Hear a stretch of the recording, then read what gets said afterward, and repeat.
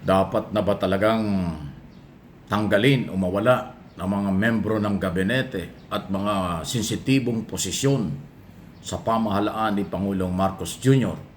Alam nyo, hindi lang cabinet secretary, yung mga YOSEC, ASEC, director, CEO, president, chairman, general manager ng mga opisina ng pamahalaan, including corporation ng gobyerno. Yan po yung mga dapat ay siguro magkaroon ng pagbabago dahil yan po ay nasa ilalim ng Office of the President. Ngayon ang tanong, ilan pa ba ang ngayon ay nasa gobyerno after 3 years ni Pangulong Marcos Jr. ang Duterte Boys Cabinet o opisyal or piklawan, dilawan na mga opisyal ng gobyerno?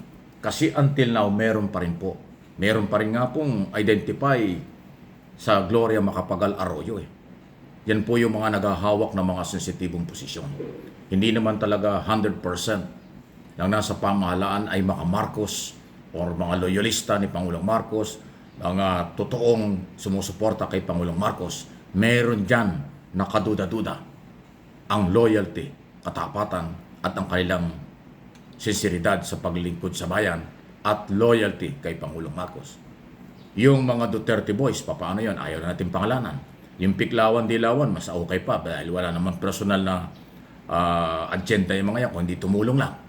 Ay yung Gloria Macapagal Arroyo at iba pang mga kilalang kaalyado ng mga nakaraang administrasyon.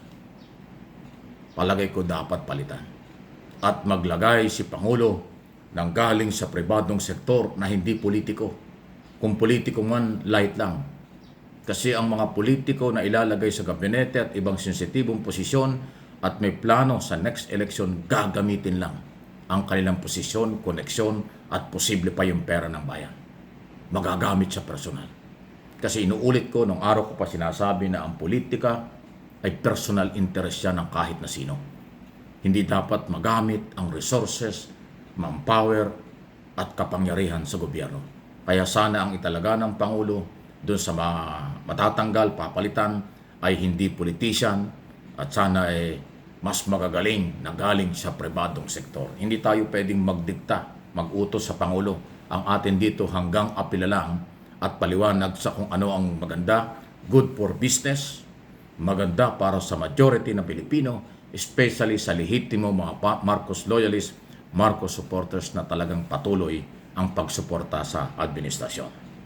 So, kailangan, aabangan natin yan kasi ongoing pa ang pagtanggap ng resignation, pagpapalit ng mga opisyalis ng gobyerno na sinimula nung last week.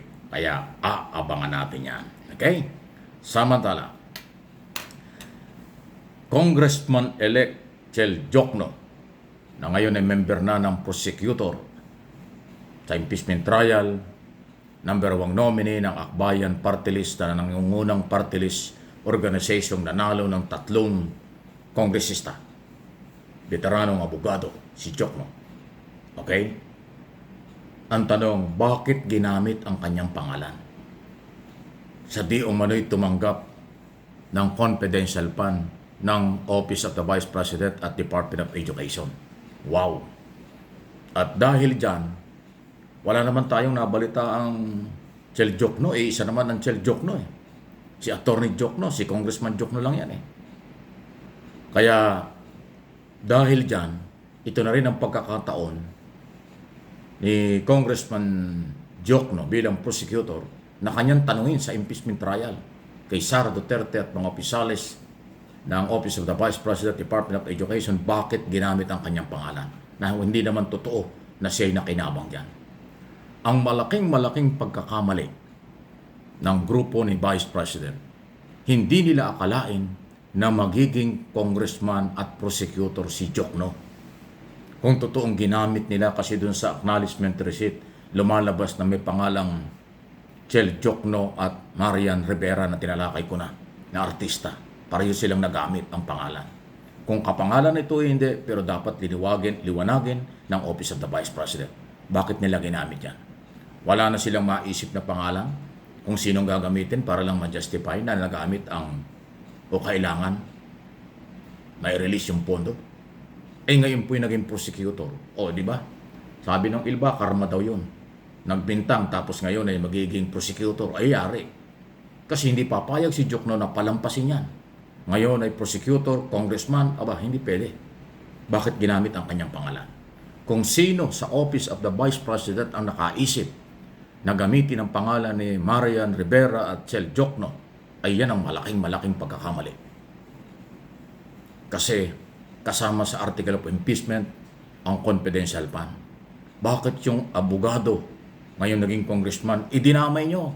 Nako, yari kayo dyan. Talaga naman.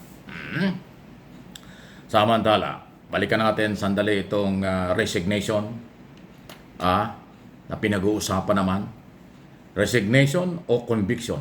Bah, magkaiba yan Yan ay tungkol ho kay Sara Duterte. Kasi ngayon pinag-uusapan. Matibay daw ang ebidensya.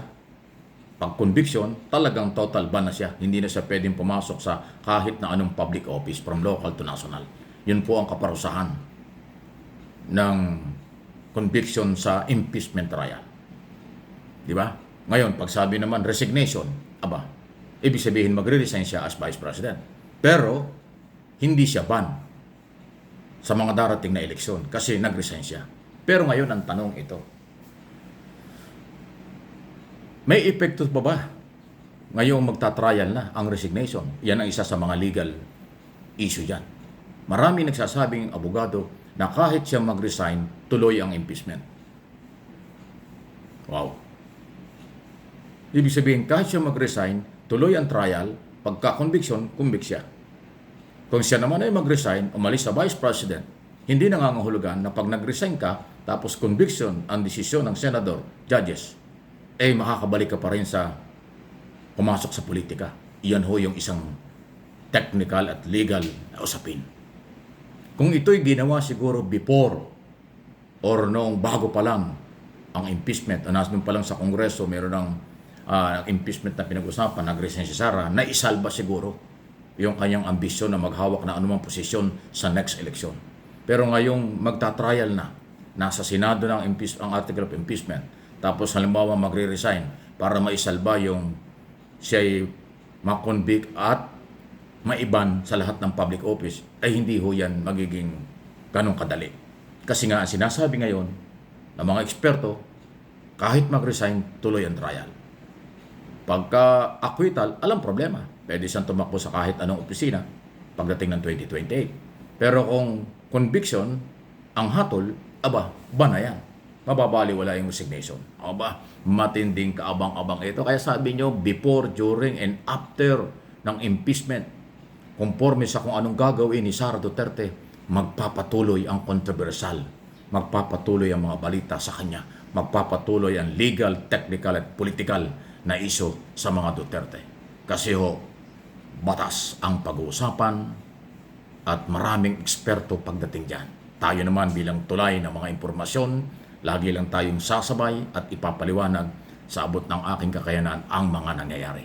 Kaya please like and share ang ating video. Doon sa mga hindi pa, mag-subscribe. Kung kayo naman ay matagal ng subscriber, salamat po. Huwag kayong umalis. Marami ho tayong pag-uusapan araw-araw.